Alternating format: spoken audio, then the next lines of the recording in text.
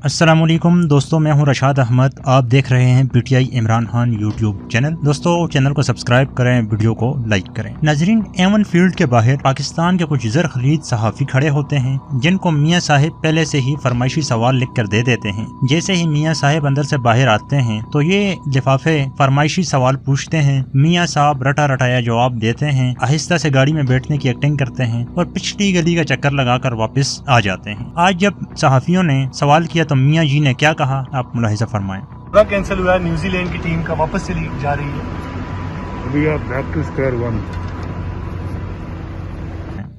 जी, तो मियाँ साहब कहते हैं कि we are back to square one. मियाँ साहब को खुद भी पता नहीं होगा कि इसका मतलब क्या है, लेकिन मियाँ साहब हम आपकी यादाश्त ताज़ा करते हुए आपसे कुछ सवालात करते हैं। जब आपने एमल कासी को अमेरिका के हवाले किया तो उन्होंने कहा कि इतने डॉलर देने की क्या जरूरत थी, पाकिस्तानी तो इससे कम डॉलरों पर अपनी माँ का सौदा कर देते हैं। तब we are back to square one याद न रहा। जब अरबों रुपए की चोरी की और मैन ऑफ स्टील का एजाज हासिल किया तब we are back to square याद न रहा। जब मुश्किल वक्त आया, मुल्क को छोड़कर बगोड़ों की तरफ भाग गए, तब बैक टू स्क्वायर वन याद न रहा। जब आपके ही बयान को आलमी अदालत में कुलभूषण यादव की सफाई में इस्तेमाल किया गया, we are back to square one याद न रहा। जब मोदी की हल्फ बर्दारी तकरीब पर गए तो हुर्रियत रहनुमाओं को बिल्कुल छोड़ दिया, उनसे मुलाकात भी गवारा न की, तब आपको we are back to square one याद न रहा। मोदी और जंदाल को पाकिस्तान बुलाया बगैर वीजों के, तब आपको we are back to square one याद न रहा। सारी जिंदगी अपनी सियासत का आगाज आर्मी की चूसनी से किया और इख्तिताम जनरल एक्सटेंशन देने पर किया, लेकिन उसके बावजूद आर्मी के ऊपर रात दिन भूखना, we are back to square one याद न रहा। और उसके बाद आप जरा मुलाहिजा फरमाएं, इन मुहतरम की बेटी क्या कहती है कि आपने तो कहा था कि पाकिस्तान के सरसब्ज पासपोर्ट को इज्जत दूंगा, तो बीबी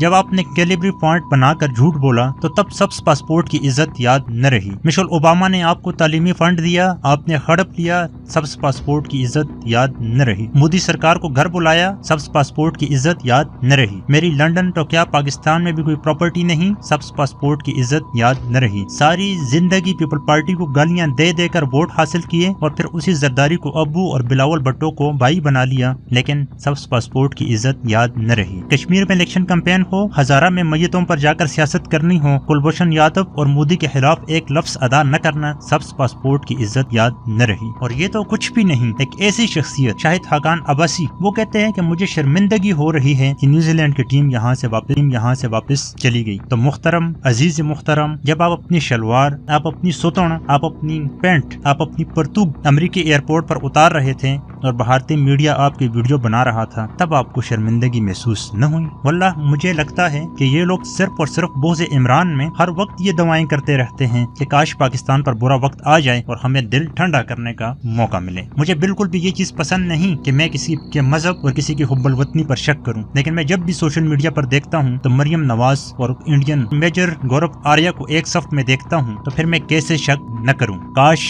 खुद को मुहिब वतन पाकिस्तानी कहने वाले इस चीज को समझ जाएं कि मुल्क के अंदरूनी हालात और मुल्क के बैरूनी हालात, तो दोनों में फर्क किया जाता है और दोनों पे बात अलग अलग अंदाज में की जाती है। फैसला आपका है कि मेरे ये सवालात जो हैं ये मानी रखते हैं या नहीं रखते। अगर मैंने कुछ गलत कहा तो आप कमेंट में अपना गिला या शिकवा कर सकते हैं, तमीज के दायरे में रहते हुए।